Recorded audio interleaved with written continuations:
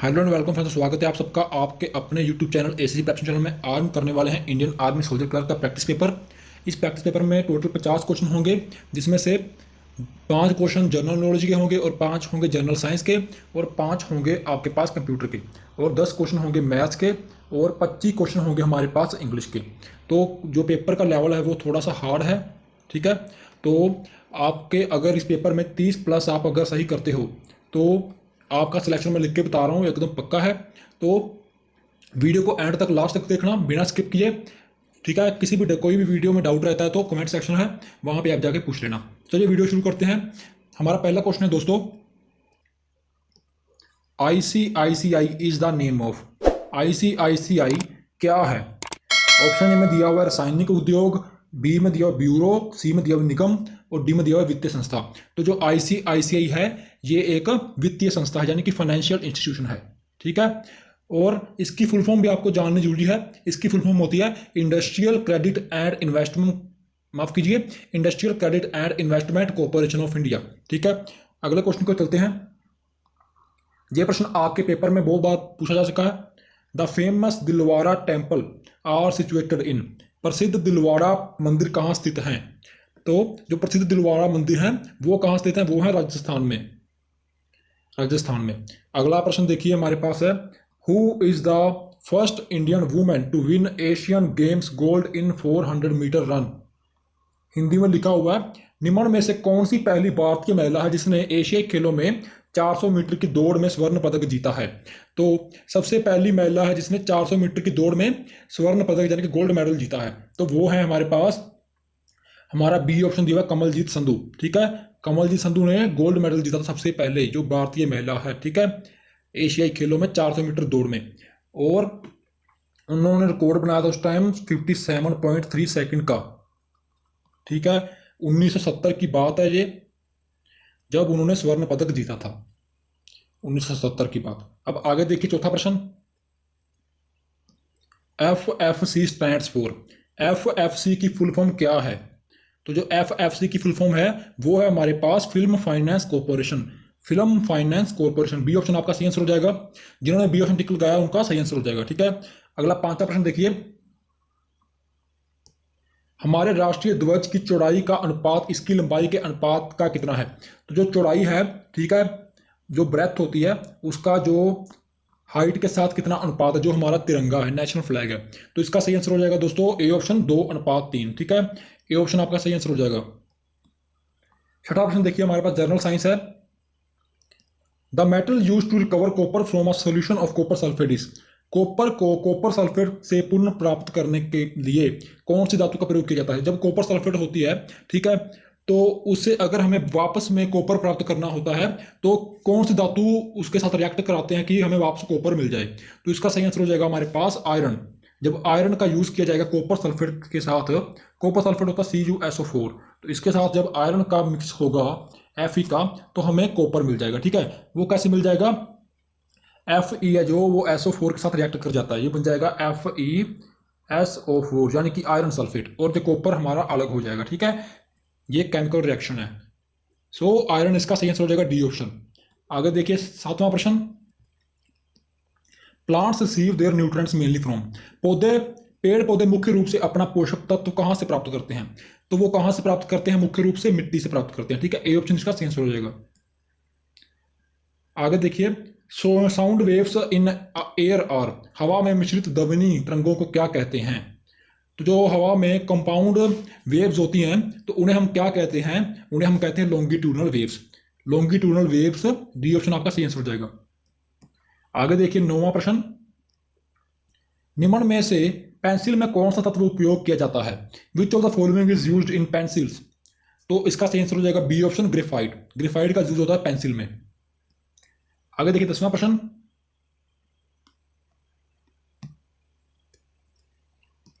पानी में अधिकतम घुलनशील पदार्थ कौन सा होता है? Most soluble substance in water is. तो इसका सही आंसर हो जाएगा शुगर यानी कि चीनी।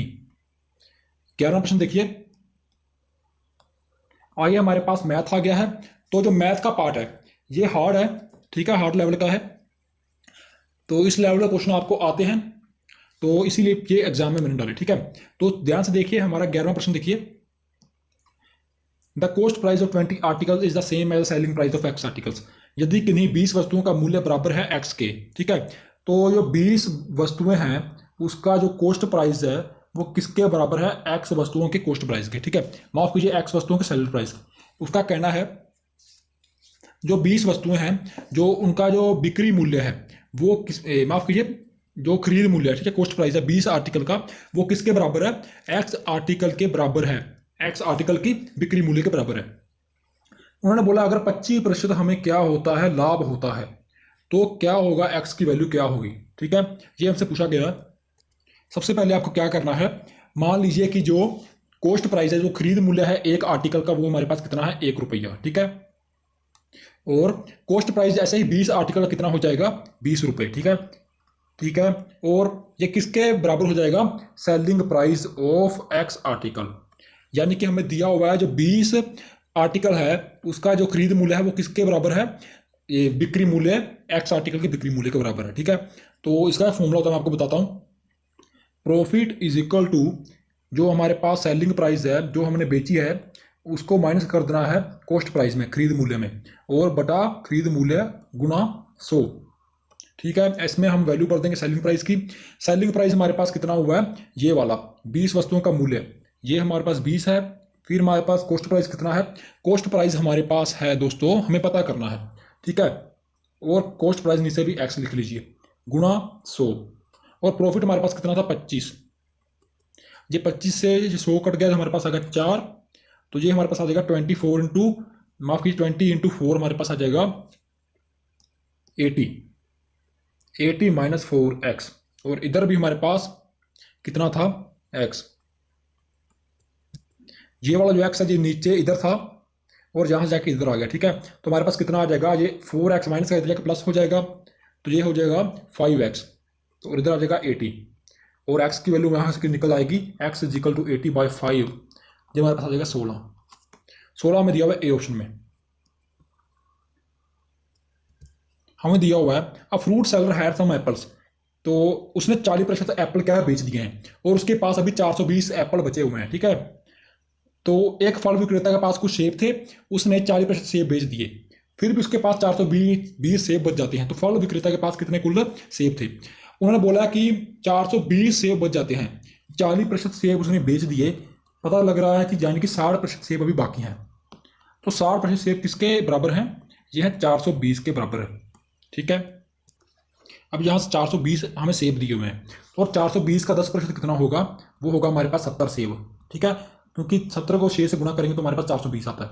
वैसे ही अगर 10% 70 है तो 40% कितना हो जाएगा, 7 चौका 28, जो यानी कि 280, ठीक है, 280 सेब उसने बेच दिए, यानी कि 40% जो हमें दिए हुए हैं वो कितने बनते हैं, 280 सेब उसने बेच दिए हैं, और 420 सेब उसके पास अभी बाकी हैं, तो उसके पास टोटल सेब कितने होंगे, 420 को 280 से जमा कर देंगे तो हमारे पास कितना आ जाएगा, 700, ठीक है, 700 हमें दिया हुआ है सी ऑप्शन में, ये रहा।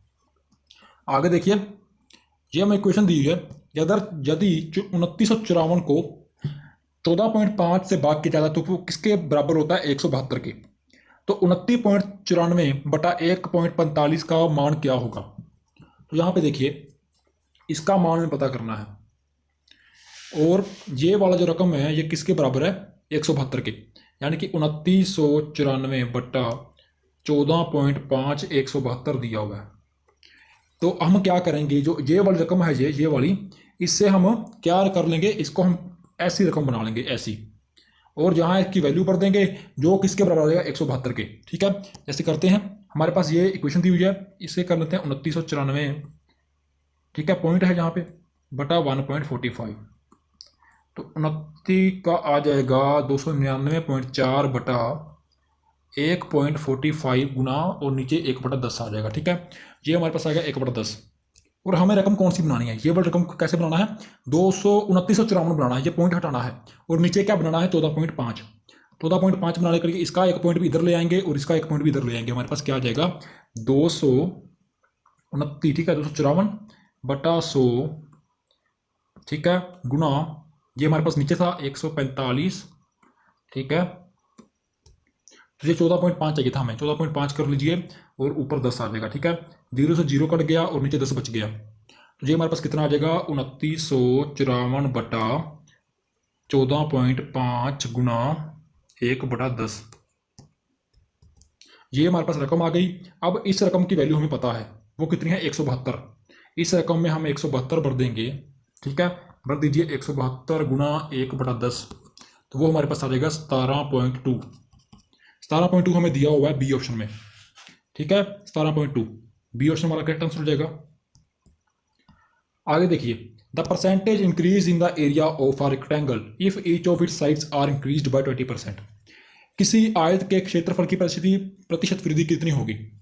तो पूछ रहे हैं जो रेक्टेंगल होता है, जो आयत होता है, उसका जो एरिया होता है, उस एरिया का फॉर्मूला मान लीजिए एक्स वाई, ठीक है, दो साइड्स हैं, ठीक है, एक्स वाई, तो लेंथ और ब्रेथ उसकी साइड होती हैं, तो एक्स वाई मान लीजिए। तो ये जो एरिया है, ठीक है, कितने प्रतिशत इसमें बढ़ेगी, ये इसमें वृद्धि होगी यदि उसका 20% क्या कर दिया जाए, साइड को बढ़ा दिया जाए। जो एक उसकी साइड होती है, ये हमारा पास रेक्टेंगल हो गया, अगर इसकी इस साइड को 20% बढ़ा दिया जाए तो ये एरिया है वो कितने प्रतिशत बढ़ेगा, ठीक है। तो चलिए करते हैं सम को सोल्व।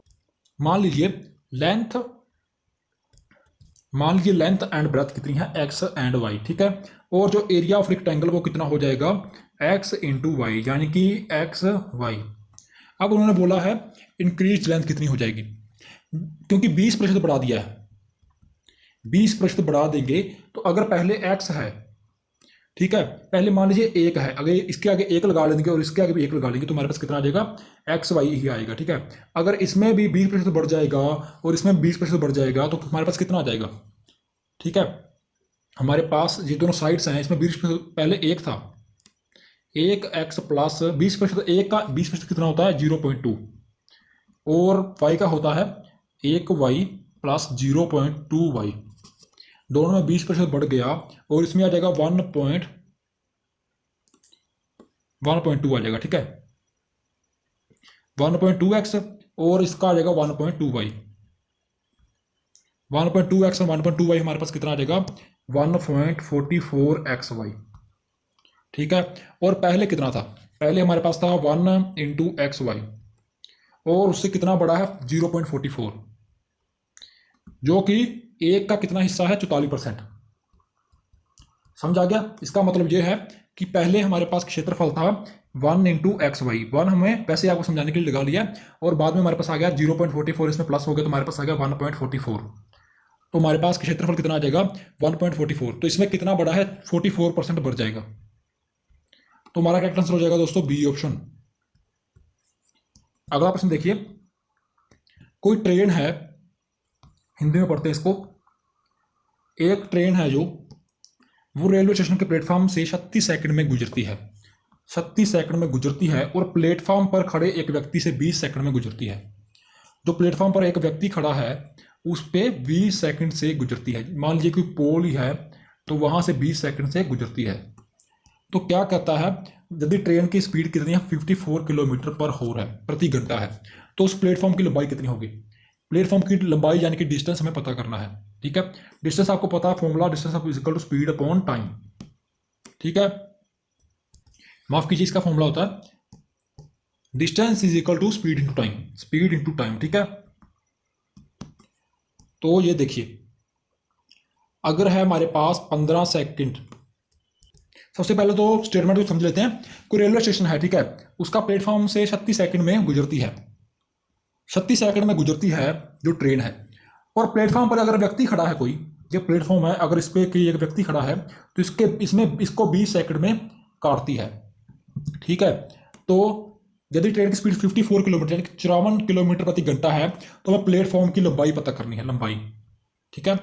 सबसे पहले ये हमें घंटा में दी हुई है और ये हमें सेकंड में दिया हुआ है, तो यह हम क्या कर देंगे, दोनों को सेम मिला लेंगे, 54 किलोमीटर को हम मीटर में कन्वर्ट कर देंगे, तो किससे गुणा कर देंगे 5/18 से, ये 3 से कट गया, ये हमारे पास आ गया 3 15, तो 15 मीटर पर सेकंड हमारे पास इसकी स्पीड आ गई, 15 मीटर पर सेकंड हमारे पास इसकी स्पीड आ गई। अब उन्होंने बोला time taken to cover platform 36 second, ठीक है, ये है स्टेशन के प्लेटफॉर्म को 36 सेकंड में काटती है, और जो 20 सेकंड किसके लिए लेती है, वहां पे एक आदमी खड़ा है, तो उसको दोनों को माइनस कर देंगे तो वो हमारे पास कितना आ जाएगा 16 सेकंड। 16 सेकंड में जो प्लेटफॉर्म को गुजारती है। ठीक है, हमें पता लग गया कि कितने सेकंड में वो गुजरती है प्लेटफॉर्म से, 16 सेकंड में। और हमें पता क्या करना है, प्लेटफॉर्म की दूरी। प्लेटफॉर्म की दूरी का फॉर्मूला क्या होता है, डिस्टेंस कितना फॉर्मूला होता है, स्पीड इंटू टाइम, यानी कि गति इंटू समय। और गति हमें पता चल गया था पहले ही 15, और समय हमें पता चला 16। 15 गुना 16 हमारे पास कितना हो जाएगा, 240। ठीक है, 240 हमारे पास सही आंसर आ जाएगा। 240 बी ऑप्शन में दिया हुआ है। आगे देखिए, अगला क्वेश्चन थोड़ा टिपिकल सा है, लेकिन है आसान है, मैं आपको बता रहा हूं। एक दीवार पर झुकी हुई सीढ़ी, मान लीजिए ये एक दीवार है, ठीक है, और यहां पे एक, ये मान लीजिए एक सीढ़ी है, ये ऐसे हमने सीढ़ी लगा ली दीवार पर, ठीक है। तो दीवार पर झुकी हुई सीढ़ी है, ये हमें मान लीजिए लेडर है, ठीक है, सीढ़ी को लेडर बोलते हैं। तो वो कितना एंगल बना रही है, वो एंगल बना रही है 60 डिग्री, यहां पे एंगल बनाएगी, ठीक है। तो बोल रहे हैं सतह से सीढ़ी की दूरी कितनी है, ये वाली दूरी, यहां से इसके पैर से लेके इसके पैर तक कितनी दूरी है, 4.6 मीटर, ठीक है। यहाँ पे हम, और यहाँ से लेकर यहाँ पर हमारे पास कितनी है, 4.6 मीटर हमारे पास दूरी है। ये हमारा है 60 मीटर एंगल, 60 डिग्री, ठीक है।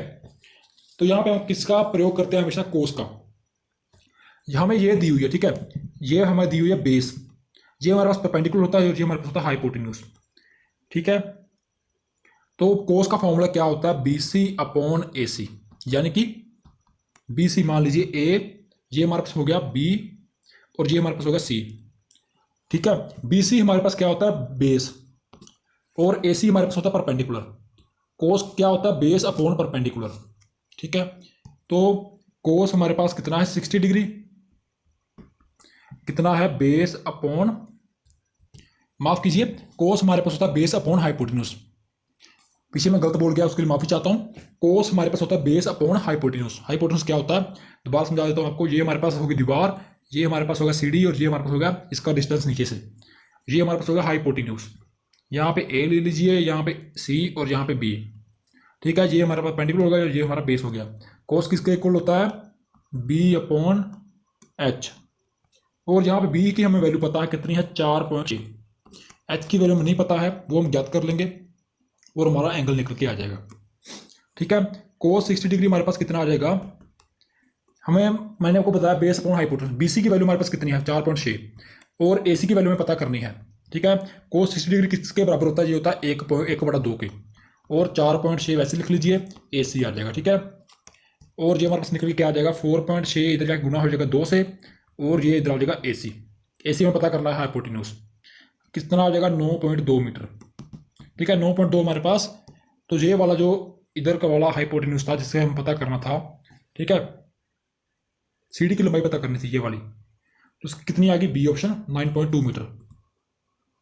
और आगे देखिए 17 नंबर प्रश्न, बोल रहे हैं कि नहीं दो संख्याओं का महत्तम समाप्त वर्तक 23 है। कोई दो संख्याओं हैं, उनका जो माफ कीजिए HCF है, महत्तम समाप्त वर्तक, वो 23 है, और उनके लघुत्तम समाप्त वर्तक के बाकी दो अंश 13 और 14 हैं। तो जो उनका LCM है, उसके जो दो फैक्टर बनते हैं, उसका क्या है, दो अंश हैं, वो कितने हैं, 13 और 14, ठीक है। तो जो लार्जेस्ट नंबर है दोनों में वो कौन सा होगा, तो ये क्या होगा, देखिए HCF हमारे पास कितना आया हुआ है, यानी कि महत्तम समाप्त वर्तक हमारे पास 23 है, ठीक है। तो मान लीजिए दो नंबर, हमें दो नंबर पता नहीं है, मान लीजिए एक नंबर 23x है और दूसरा है हमारे पास 23y, ठीक है। And LCM of these two numbers can be written as, और दोनों नंबर्स का LCM को हम कैसे लिखते हैं, 23x इंटू वाई। ये हमारा हो गया HCF, ये हमारा हो गया LCM। सिंस जो दूसरे फैक्टर्स हैं LCM के, वो हमें कितने बताए गए हैं, 13 और 14, ठीक है। 13 और 14 हमें फैक्टर बताए गए हैं। तो जो 13 माफ, जो x और y की वैल्यू कितनी हो जाएगी, एक तो हो गई 13 और एक होगी 14, ठीक है। हमने क्या पीछे बोला था, 23xy, तो अगर हमें 23x है वो हो जाएगा 23 इंटू 13 और 23 इंटू 14, तो इन दोनों में से बड़ी हो जाएगी ये वाली 23 इंटू 14, ठीक है। इसका हमारे पास गुणा करके आ जाएगा 322।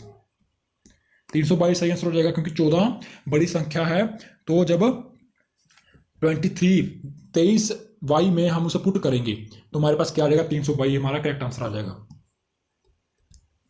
ये प्रश्न देखिए, यदि एक व्यक्ति 10 किलोमीटर प्रति घंटे की गति की जगह, कोई व्यक्ति है वो 10 किलोमीटर प्रति घंटे की जो रफ्तार है, गति है, उसकी जगह क्या करता है, 14 किलोमीटर गति से चलता, तो क्या होता है, 20 किलोमीटर और चल सकता था, तो उस व्यक्ति ने कितनी वास्तविक दूरी चली। यहाँ पे दो कंडीशन हमें बताई गई है। कोई व्यक्ति है वो 10 किलोमीटर गति की जगह पर कितना चलता है, 14 किलोमीटर प्रति घंटे की रफ्तार से, तो वो क्या कर सकता है, 20 किलोमीटर और चल सकता है। 10 पहले 10 थी, फिर 14 कर देगा तो 4 किलोमीटर रफ्तार बढ़ा देगा, तो वो कितना और चल सकता है, 20 किलोमीटर चल सकता है। तो यहाँ पे हमें दो कंडीशन दी हुई है। इसका फॉर्मूला होता है, पहला हम वो कितना चलता है उसे S1 मान लीजिए। सिंपल सा कंसेप्ट आपको बता देता हूँ, ऐसा क्वेश्चन आता है। S1 मान लीजिए पहले को, तो वो हो जाएगा 10 किलोमीटर प्रति घंटा, ठीक है। और जब 10 किलोमीटर प्रति घंटा है तो वो हमें दूरी पता नहीं है, उसे हम मान लेंगे D1 = x। और दूसरी दूरी हमें भी है S2 हमें पता है 14 किलोमीटर चलता है, ठीक है। जब 14 किलोमीटर चलता है तो वो क्या करता है, D2 मान लीजिए, वो D2 मान के हम करते हैं, तो 14 किलोमीटर चलता है तो वो कितनी दूरी तय करता है, 20 किलोमीटर ज़्यादा तय करता है। तो x में से 20 ऐड कर देंगे, यानी कि पहली दूरी से 20 किलोमीटर ज़्यादा चलता है, x + 20 होगा D2। अब हमारे पास फॉर्मूला क्या होता है, S1/S2 = x/x + 20। S1 की वैल्यू पता है, S2 की वैल्यू पता है, x और इस x की वैल्यू नहीं पता है। S1 की वैल्यू हमारे पास कितनी, 10, और दूसरी है 14, और वो हमारे पास x/x + 20 कितना हमारे पास आ जाएगा, 10 × x + 20 = 14x। जब हमारे पास आएगा 10x + 200 = 14x। ये हमारे पास 10 - 14x हमारे पास हो जाएगा 4 - 4x + 200। ये हमें हो जाएगा, हमारे पास हो जाएगा 4x = 200, दोनों को। और हमारे पास 4x है, ये इधर जाकर 200 के नीचे चला जाएगा, x = 200/4, ये हमारे पास आ जाएगा 50। तो x की वैल्यू हमारे पास आ गई 50 किलोमीटर, ठीक है। तो व्यक्ति ने कितनी दूरी तय कर ली, 50 किलोमीटर पूरी दूरी तय कर ली। अगर x और y किसी कार्य को क्रमानुसार 20 दिन और 12 दिन में कर सकते हैं, ठीक है। जो x है वो किसी कार्य को 20 दिन में कर सकता है, और उसी कार्य को जो y है वो 12 दिन में कर सकता है। एक कर सकता है 20 में, दूसरा कर सकता है 12 दिन में, ठीक है। तो क्या बोल रहे हैं आगे, यदि x ने अकेले कार्य शुरू किया, जो x है उसने अकेले कार्य शुरू किया है, और 4 दिन बाद वो क्या कर सकता है, I जो है, एक आदमी है I नाम दिया, वो उसके साथ आकर जुड़ जाता है, तो वे तब तक कार्य करते हैं जब तक वह समाप्त नहीं हो जाता। तब तक कार्य करते हैं जब तक कार्य समाप्त नहीं हो जाता। बताएं कार्य कब तक चलेगा। क्वेश्चन बहुत ज़्यादा डिफिकल्ट लग रहा है मुझे भी, लेकिन सोल्व करने की कोशिश करते हैं। आप भी अपने कॉपी पेन निकाल के बैठ लीजिए, ठीक है। सबसे पहले क्या करेंगे, x का सबसे पहले क्या करना है, x का एक दिन का निकाल लीजिए। 20 दिन में काम करता है तो एक दिन का कितना हो जाएगा, 1/20, और y करता है 12 दिन में, तो एक दिन का हो जाएगा 1/12, और दोनों का जो काम हो जाएगा x + y, वो हमारे पास कितना हो जाएगा, 1/20 + 1/12। तो दोनों का नीचे एलसीएम ले लेंगे तो हमारे पास कितना आ जाएगा, 1/20 + 1/12, वो हमारे पास आ जाएगा 8/60, किसके बराबर होता है, 2/15 के। तो जब दोनों काम करते हैं, एक दिन में कितना काम करेंगे वो हमने निकाल लिया है। x और y का एक दिन का काम हमारे पास कितना आ गया, 2/15, ठीक है। 2/15 काम करते हैं x और y एक दिन में, तो उन्होंने बोला है जो x है वो 4 दिन काम करता है, 4 दिन काम करेगा x, तो वो क्या हो जाएगा, एक दिन में उसका 1/20 काम था, 4 दिन में कितना हो जाएगा, गुणा कर देंगे तो हमारे पास आएगा 1/5, 1/5, ठीक है। तो पिछला जो देख लीजिए, हमने निकाला है जो x ने वर्क किया है 4 दिन में, वो कितना किया है, एक दिन का उसका था 1/20 का, और 4 दिन का, 4 दिन में x कितना काम करता है, 1/5। और जब वो 4 दिन काम कर लेगा, 4 दिन उसने अकेले ने काम किया, ठीक है, तो उसे क्या कर देंगे, अकेले का काम निकाल देंगे, कितना काम उसने किया है, एक काम पूरा हो गया, उसमें 1/5 निकाल देंगे तो हमारे पास कितना आ जाएगा, 4/5, ठीक है। जब तक x ने काम किया तो उसका जो काम था 1/5 4 दिन का, वो 1 से घटा देंगे तो उसका 4 दिन का काम जो हो जाएगा, ये 4 दिन का काम, वो बाकी काम कितना बच जाएगा, 4/5।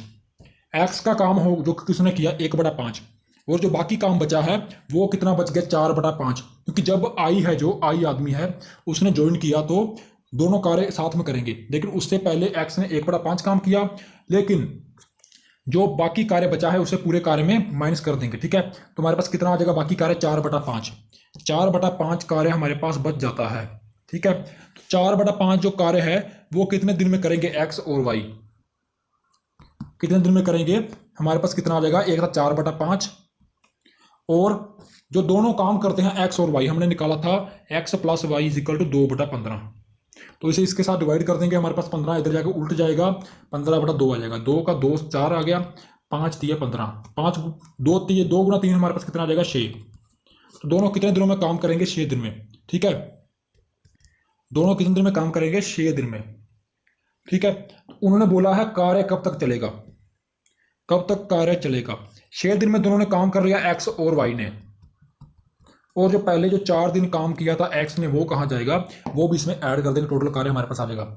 6 दिन काम किया एक्स और वाई ने, और जो पहले 4 दिन काम किया है वो किया है एक्स ने, वो हमने पहले निकाल लिया है। ठीक है, अब क्वेश्चन का समझाया, जो एक्स ने पहले 4 दिन काम किया वो हमने पहले निकाल लेना है, और जो बाद में एक्स और वाई ने काम किया है वो अलग से निकालना है, और फिर दोनों को साथ में ऐड कर देना है।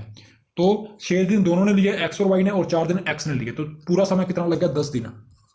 10 दिन हमारा ए ऑप्शन करेक्ट आंसर हो जाएगा। आगे देखिए 20 नंबर प्रश्न, the least number of complete years in which a sum of money put out at 20% compound interest will be more than double this. किसी धनराशि पर 20% चक्रवृद्धि ब्याज की दर से वह कितने कम से कम सालों में दोगुनी हो जाएगी। चक्रवृद्धि ब्याज होती है कंपाउंड इंटरेस्ट। ठीक है, तो उस पर कितना है, कोई धनराशि है यानी कि पी, उस पर कितना लगेगा, 20% कंपाउंड इंटरेस्ट। कंपाउंड इंटरेस्ट कैसे है, जैसे कि साल में बढ़ता जाता है। ठीक है, इस साल 20 लग गया, उसके अगले साल फिर ऐड होता जाएगा, जो टोटल अमाउंट हो जाएगा उसका फिर ऐड हो जाएगा, जितना कंपाउंड इंटरेस्ट लग के आगे से अगले पूरे साल में ऐड बन जाता है उसका फिर पूरे का कंपाउंड इंटरेस्ट लगता है। ठीक है, उसे कंपाउंड इंटरेस्ट बोलते हैं।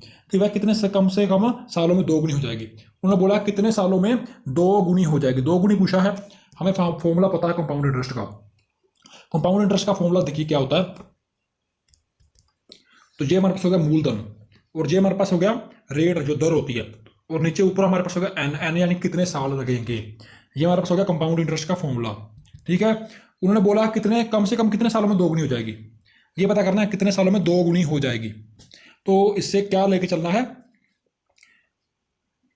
कम से कम कितने सालों में दोगुनी हो जाएगी, तो ये लेके चलना है हमें ग्रेटर देन 2 से। ठीक है, हमारे पास ये कितना आ जाएगा, जो ए है हमारे पास अमाउंट, वो कितना हो जाएगा, कम से कम 2 गुना हो जाएगा मूलधन से। ये पूछ रहे हैं हमें क्वेश्चन में, जो हमारे पास धन राशि है वो कितने सालों में 2 गुना यानी कि 2 गुना से या 2 गुना से ज़्यादा हो जाएगी। ठीक है, कितने इवेंट हमें बनाने पड़ेंगे, तो हमारे पास कितना आ जाएगा, P इंटू 1 प्लस आर बटा 100 इज इक्वल टू, माफ कीजिए, ग्रेटर देन 2P।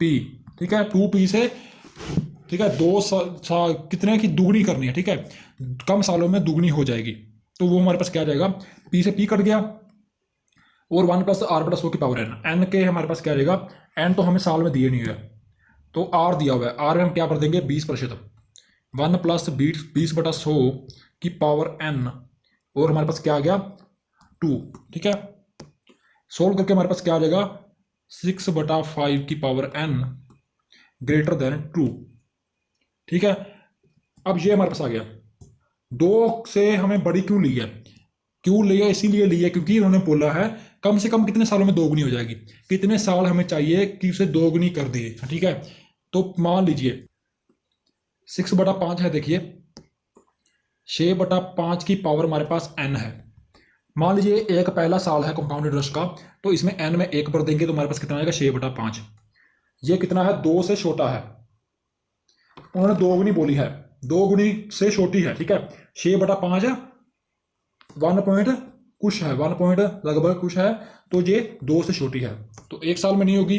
फिर 6/5 की पावर 2 कर दीजिए, तो ये हमारे पास आएगा 36/25, ये हमारे पास आएगा 1.44, ये भी 2 से छोटा है, दूसरे साल में भी दुगनी नहीं होगी। फिर हमारे पास n इज इक्वल टू 3, यानी कि 6/5 हमारे पास कितना आ जाएगा, 216/125। ये हमारे पास आ जाएगा 1.728। ये भी 2 से छोटी है, तो तीसरे साल में भी ये दुगनी नहीं होगी। अब हमें देखना है कितने साल कम से कम, तो जब n=4 भरेंगे तो हमारे पास क्या आ जाएगा, 6/5 हमारे पास आ गया। सोल्व करके से क्या आ जाएगा, 2.0736। ये हमारे 2 से बड़ी है, तो कम से कम 4 साल लगेंगे, n=4। ठीक है, कम से कम 4 साल लगेंगे कि जो दुगनी हो जाए, जो हमारी जो इंटरेस्ट है, जो हमारी धनराशि है, वो 4 साल में दुगनी होगी। ठीक है, थोड़ा सा टाइम ज़्यादा लगेगा क्वेश्चन में। अगर क्वेश्चन की समझ ना आई होगी तो प्लीज़ कमेंट बॉक्स में बता दीजिएगा। ठीक है, वहां पे मैं आपको इसका टाइप एंड मेथड बता दूंगा। ठीक है, थोड़ा सा हार्ड लेवल पेपर का। नेक्स्ट हमारे पास देखिए, क्योंकि अगर आपको प्रैक्टिस सेट में हम ऐसे क्वेश्चन दे देंगे जिसका जो आपने पहले से कर रखे हैं, वो कंसेप्ट जो पहले आपने समझ रखा है, तो उससे आपका इतना ज़्यादा फायदा नहीं होगा। अगर आपको डेली नए क्वेश्चन ऐसे डाल दिए जाएं जिससे आपको कुछ ना कुछ सीख मिलती रहे। ठीक है, ताकि आपको ऐसे क्वेश्चन एग्जाम में आए। लेकिन इतने जो क्वेश्चन है मैंने एग्जाम में ये डाले हैं इस बार मॉडल पेपर में, ऐसे क्वेश्चन पेपर में आने की संभावना बहुत कम होती है, लेकिन इसके तरह इसी तरह के क्वेश्चन आते हैं। ठीक है, इतने हार्ड लेवल के नहीं आते, लेकिन अभी आप इतने हार्ड लेवल कर लोगे तो पेपर में आपको इतनी घुटन महसूस नहीं होगी जब क्वेश्चन देख के होती है। ठीक है, इतनी आसानी से आप कर लोगे। तो the brain of any computer system, computer का दिमाग किसे कहा जाता है, कंप्यूटर का दिमाग किसे कहा जाता है, वो कहा जाता है सीपीयू को, सेंट्रल प्रोसेसिंग यूनिट। ठीक है, कंप्यूटर का दिमाग कहा जाता है सीपीयू को, बी ऑप्शन दिया सीपीयू। इसकी फुल फॉर्म होती है सेंट्रल प्रोसेसिंग यूनिट। आगे हमारे पास देखिए, missing slot covers on a computer, computer में स्लॉट कवर ना होने पर क्या होगा, कंप्यूटर में स्लॉट कवर ना होने के कारण क्या होगा, वो होगा देखिए ओवरहीट हो जाएगा। ठीक है, 23 नंबर, कंप्यूटर में प्रोसेस क्या होती है, तो वो क्या होती है कंप्यूटर में process, a program in execution, a program in execution होती है। आगे देखिए, फ्रेम्स को एक लैन से दूसरे लैन तक किस उपकरण द्वारा पहुंचाते हैं, जो फ्रेम होता है उसे एक लोकल एरिया नेटवर्क से किसी दूसरे लोकल एरिया नेटवर्क तक कैसे पहुंचाते हैं, तो वो पहुंचाते हैं, उसे क्या बोलते हैं, ब्रिज। 24 का आ जाएगा ए ऑप्शन। आगे हमारे पास है 25 क्वेश्चन। 25वें क्वेश्चन का देखिए, LISP में वह कौन सा फंक्शन है जो वेरिएबल और ऑब्जेक्ट को इवेल्युएट करता है। तो जो LISP में फंक्शन होता है जो वेरिएबल भी होता है, ठीक है, और ऑब्जेक्ट भी होता है, तो उसको इवेल्युएट करता है, तो वो होता है सी ऑप्शन दिया हुआ सेट। ठीक है, आगे देखिए 26 नंबर, इंग्लिश हमारे पास आ गया, बोला है इसका ऑपोजिट वर्ड बताइए। ठीक है, 26 में दिया हुआ है, he directed a couple of mediocre films. ठीक है, क्या कह रहा है, उसने कुछ औसत दर्जे की फिल्मों का निर्देशन किया। मेडियोकर होता है कोई ज्यादा खास नहीं, बस औसत दर्जे का, लेकिन इसका हमें ऑपोजिट ढूंढना है। ठीक है, आउटस्टैंडिंग होता है बहुत ज्यादा, जो ऊपर का दर्जा होता है, तो ये हमें दिया औसत का दर्जा, ये होगा आउटस्टैंडिंग का बहुत ज्यादा ऊपर। ठीक है, तो इसका सही आंसर हो जाएगा सी ऑप्शन, ऑपोजिट आउटस्टैंडिंग। अब आगे देखिए, over eating can often be detrimental to health, तो यहां पे ये वर्ड दिया हुआ है इटैलिक में, डेट्रीमेंटल का हमें क्या करना है, सिमिलर वर्ड बताना है, माफ करिए सिमिलर नहीं, हमें बोला है विपरीत अर्थ। डेट्रीमेंटल क्या होता है, डेट्रीमेंटल होता है हानिकारक, नीचे हिंदी में लिखा हुआ है ज्यादा खाना अक्सर स्वास्थ्य के लिए हानिकारक होता है, तो इसका क्या आंसर हो जाएगा, हानिकारक का उल्ट क्या होता है दोस्तों, बेनिफिशियल, लाभकारी। अगर सिमिलर बताना होता तो इंजूरियस हमारा करेक्ट आंसर होता, लेकिन हमें विपरीत अर्थ बताना है, वो हो जाएगा ए ऑप्शन। 28 नंबर, उनमें एक फीका वार्तालाप हुआ, इंग्लिश का पढ़ते हैं, they had an insipid conversation. Insipid का मीनिंग क्या होगा, इनसिपिड का मीनिंग दोस्तों क्या होता है, इनसिपिड का मीनिंग होता है बेहुदा बातचीत। ठीक है, तो इसका सही आंसर हो जाएगा लाइवली, जीवन, किसी का जो सही बातचीत हो। ठीक है, लाइवली कन्वर्जेशन, 28 का करेक्ट आंसर हो जाएगा डी ऑप्शन, विपरीत अर्थ हमने ढूंढ लिया, डी ऑप्शन।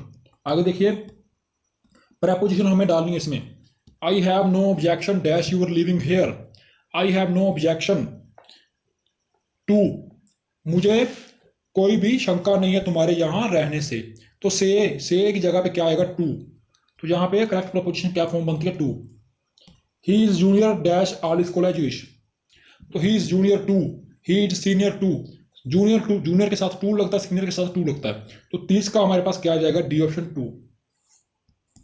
आगे 31 नंबर प्रश्न, he was elected chairman dash the board, he was elected chairman of the board, ठीक है, यहां पे क्या आ जाएगा, of the board.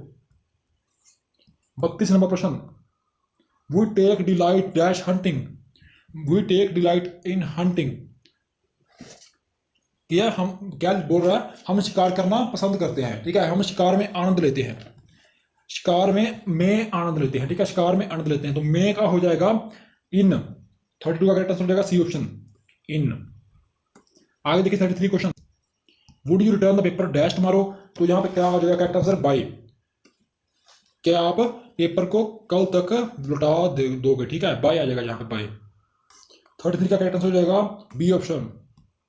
34, the city was plunged dash darkness due to sudden power failure, जो शहर है वो अंधेरे में छा गया क्योंकि अचानक से रोशनी चली गई, ठीक है, लाइट चली गई, अंधेरे में छा गया, तो यहाँ पे आ जाएगा इनटू, अंधेरे में छाया है तो इनटू का प्रयोग होगा 34 में। आगे देखिए डी होगा डी ऑप्शन। आगे हमारे पास है डायरेक्ट इनडायरेक्ट सेंटेंस, ठीक है, Pinky said to Gaurav will you help me, Pinky said to Gaurav will you help me in my work just now, तो यहाँ पे इंटरोगेटिव सेंटेंस है तो यहाँ पे आस्क्ड आएगा, ठीक है, आस्क्ड, आस्क्ड हमें दिया हुआ है इस ऑप्शन में, किसी और ऑप्शन में देख लीजिए, एक दिया हुआ है इसमें, Pinky asked to Gaurav that will he help in her work just now, यहाँ पर लिखा हुआ जस्ट नाउ, तो जो डायरेक्ट फॉर्म होती है वहां पर नाउ लिखा होता है, और जब इनडायरेक्ट फॉर्म होती है वो किसमें चेंज होती है, देन में, वो चेंज होती है देन में, ठीक है, तो यहाँ पे लिखा हुआ देन, हमारे पास हो जाएगा Pinky ask Gaurav if he would help her in her work just then. 35 का हो जाएगा ए ऑप्शन। अब आगे देखिए 36, I said to my brother let us go some hill station for a change, तो मैंने अपने ब्रदर को बोला कि हमें हिल स्टेशन पे जाना चाहिए थोड़े समय के लिए, ठीक है, थोड़े से बदलाव के लिए, तो ये एक सलाह दी गई है, लेटस का मीनिंग होता है किसी को सलाह मशवरा देना, तो यहाँ पे दिया हुआ सजेशन, डी ऑप्शन में दिया हुआ, ठीक है। क्वेश्चन देखिए 36 क्वेश्चन है हमारे पास, I suggested to my brother that we should go to some hill station for a change, ठीक है, अस चेंज हो जाएगा वी में, अस हमारा चेंज होगा वी में, that we should go for a hill station for a change, ठीक है, डी ऑप्शन इसका सही आंसर हो जाएगा। अब आगे देख लीजिए, आगे हमारे पास है active passive voice, everyone must read this book, तो इसका सही आंसर हो जाएगा दोस्तों, this book must be read by everyone, तो जो मस्ट होता है उसे हम चेंज नहीं करते, जो मे होता है उसे हम चेंज करते हैं माइट में, ठीक है, विल को चेंज करते हैं वुड में, लेकिन जो मस्ट होता है उसे हम चेंज नहीं करते, उसके साथ क्या होता है मस्ट बी, ठीक है, दिस के साथ शुरू होगा, दिस बुक मस्ट बी, और रीड की थर्ड फॉर्म होती है रीड रीड रीड, ठीक है, रीड उसके बाद आएगा बाय एवरीवन, तो हमारे पास करेक्ट फॉर्म बन जाएगा this book must be read by everyone. आगे देखिए 38 question,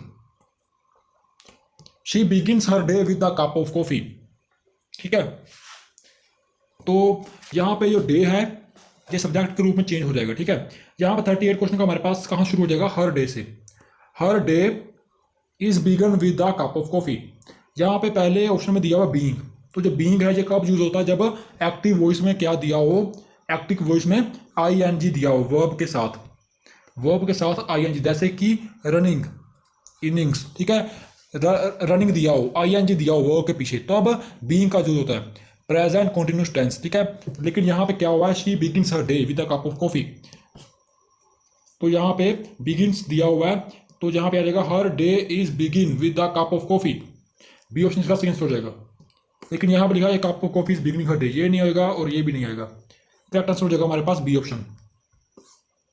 you have to do this immediately, तो देखिए you have to do this immediately, जो यू होता है वो किसी में चेंज नहीं होता, यू क्या होता है यू में, ठीक है, तो ये हमारे पास करेक्ट फॉर्म इसकी क्या हो जाएगी, this is being done by you immediately, नहीं दोस्तों, ये हमें दिया हुआ है हैव में, इसका मतलब है present perfect tense, present perfect tense दिया हुआ है, तो जो हैव होता है उसे हम किस में चेंज करते हैं, हैज़ में। ठीक है, ठीक है, यहाँ पे वाज नहीं होगा, ना ही इज होगा, एक हैज़ में चेंज करेंगे। तो यहाँ पे दो ऑप्शन में हमें हैज़ दिया हुआ है, एक और ए में और एक डी में।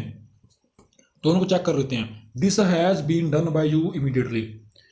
तो जो बीन होता है ये किस में चेंज होता है, अगर यहाँ पे बीन लगा हो तो ये था बीन का यूज होना था, लेकिन यहाँ पे बीन का यूज नहीं हुआ है। इसका करेक्ट फॉर्म हो जाएगा this has to be done by you immediately. D इसका सही आंसर हो जाएगा। ठीक है, अब चलते हैं 40 क्वेश्चन, 40 नंबर पे। इस क्वेश्चन में हमें ढूंढना है एरर। ठीक है, the woods floats in water.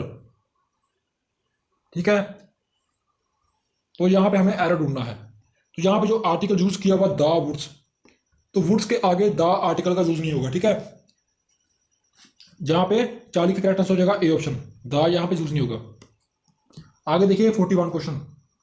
ये जो क्वेश्चन है यहाँ पे क्वेश्चन का मिसप्रिंट है, यहाँ पे आएगा द लॉन्गेस्ट। ठीक है, लॉन्गर नहीं आएगा, यहाँ पे आएगा the longest river in over country is gangs. तो 41 का करेक्ट आंसर हो जाएगा डी ऑप्शन। डी ऑप्शन में दिया हुआ है गैंग्स। क्यों होगा, क्योंकि जो गैंग्स है, ठीक है, गंगास, गंगास रिवर है, उसके आगे हमेशा क्या लगता है, द गैंग्स। ठीक है, द गैंग्स लगेगा, लेकिन यहाँ पे द नहीं लगा है, तो हमारा डी ऑप्शन में एरर हो जाएगा। आगे देखिए 42 question. Are you involve in this project, are you question mark, दो बार क्वेश्चन मार्क लगाया हुआ है। Are you involve in this project, यहां तक क्वेश्चन बिल्कुल सही है। ठीक है, लेकिन जो डी पार्ट है आर यू, ये हमारा गलत पार्ट है। ठीक है, तो हमारा डी ऑप्शन करेक्ट हो जाएगा आर यू। ठीक है, अगला पार्ट है सेंटेंस को आइडेंटिफाई करना है कि सेंटेंस किस प्रकार का है। दिया हुआ gold is a precious metal, जो सोना है ये एक अनमोल धातु है, कीमती धातु है। तो ये एक सिंपल सेंटेंस है, सिंपल की भाषा में लिखा हुआ है। तो ये क्या हो जाएगा 43 में, एक सिंपल वर्ड लाइन में लिखा हुआ सिंपल, ये एक सिंपल सेंटेंस है। आगे देखिए what he wants is not known, जो वो चाहता है वो नहीं जाना गया। ठीक है, इज नॉट नोन, वो नहीं जाना जा सकता। दो बार है, एक तो ये पार्ट हो गया इसका, जो वो चाहता है, is not known. Is not known भी एक अलग पार्ट हो गया, तो दोनों का कंपाउंड हो गया है। तो ये हमारे पास क्या हो जाएगा 44 का डी ऑप्शन। माफ कीजिए मैंने कंपाउंड बोला है, ये कॉम्प्लेक्स सेंटेंस होगा। ठीक है, अगर दो दो अलग अलग सब्जेक्ट होते तो हमारे पास कंपाउंड होता, लेकिन यहाँ पे क्या है, if he wants is not known. ठीक है, तो ये हमारे पास हो जाएगा डी ऑप्शन, कॉम्प्लेक्स सेंटेंस। आगे देखिए 45 question. Can you help me with 1000 rupees, क्या आप मेरी हेल्प कर सकते हैं 1000 रुपए से। Can you help me with 1000 rupees, can you यानी कि वो क्वेश्चन कर रहे हैं, किसी से क्वेश्चन कर रहे हैं, प्रश्न कर रहे हैं। तो ये हमारे पास क्या आ जाएगा इंटेरोगेटिव सेंटेंस, बी ऑप्शन। हमारे पास आ गया what a wonderful figure it is, जहाँ पे व्हाट आ लिखा हुआ है तो ये हमारे पास आ गया एक्सक्लामेटरी सेंटेंस, ए ऑप्शन इसका सही आंसर हो जाएगा। आगे हमारे पास इडियम फ्रेज आ गए हैं, इडियम फ्रेज हमें ढूंढना है। ब्लैक एंड ब्लू, 47 दिया हुआ है ब्लैक एंड ब्लू, तो इसका सही आंसर क्या होता है, ब्लैक एंड ब्लू का मीनिंग होता है बुरी तरह से, बुरी तरह से। तो इसका सही आंसर हो जाएगा बी ऑप्शन में पेंटिंग, माफ कीजिए सेवरली, बी ऑप्शन दिया हुआ सेवरली, सेवरली होता है कठोरता से, कठोरता से। ठीक है, आगे हमारे पास है 48 question. To cry wolf, to cry wolf का मीनिंग होता है कोई बुरा संकेत देना, तो ये हो गया हमारे पास टू गिव फॉल्स अलार्म, यानी कि कोई बुरा संकेत चिन्ह देना, बी ऑप्शन इसका सही आंसर हो जाएगा। आगे देखिए a man of straw, a man of straw क्या होता है, जो जिस व्यक्ति के पास किसी विशेष कार्य को करने की क्षमता ना हो। ठीक है, जिस व्यक्ति को कोई कार्य विशेष हो, उसे करने का साहस ना हो, वो क्या होता है ए मैन ऑफ स्ट्रा बोलते हैं उसे। तो इसका आंसर क्या हो जाएगा a man of no substance, या फिर a man of little substance. ठीक है, ए ऑप्शन इसका सही आंसर हो जाएगा। आगे देखिए 50 question. To make of clean breast of, ठीक है, to make of clean breast of, तो पर्दा जाहिर करना, इसका मीनिंग होता है साफ साफ पर्दा जाहिर करना, यानी कि कबूल करना, कबूल करना। क्या मतलब होता है कि कोई बात है जिसको बहुत समय से सीक्रेट रखा हुआ, छुपा के रखा हुआ है, तो उसे क्या करते हैं सबसे सामने सच्चाई से बताना। ठीक है, सच्चाई बता देना, तो वो क्या हो जाता है टू कॉन्फेस। टू कॉन्फेस का मतलब होता है कबूल कर लेना। ठीक है, सेम इसका हो जाएगा सी ऑप्शन। तो दोस्तों ये था हमारा पेपर। पेपर में कई बार बहुत सारी गलतियां हो जाती हैं, तो प्लीज़ कमेंट बॉक्स में हमें नोटिफाई कर दीजिएगा, क्योंकि कई बार हमारा ध्यान नहीं जाता, ठीक है, क्योंकि गलतियां भी इंसान से होती हैं। तो दोस्तों ऐसे ही अलग अलग मॉडल पेपर लाते रहेंगे, क्योंकि इसमें कई क्वेश्चन ऐसे हैं जिस बिल्कुल एग्जाम लेवल के हैं, थोड़ा उसके ऊपर ही हैं, ठीक है, एग्जाम लेवल के। मानता हूँ ये एक हार्ड लेवल पेपर है, तो आप चाहे इसे कॉपी पे पेन लेके नोट्स भी बढ़ा सकते हैं, सॉल्व भी कर सकते हैं, ठीक है, बिल्कुल सिलेबस के अकॉर्डिंग है। तो मिलते हैं एक और नई वीडियो के साथ, तब तक लिए जय हिंद जय भारत दोस्तों।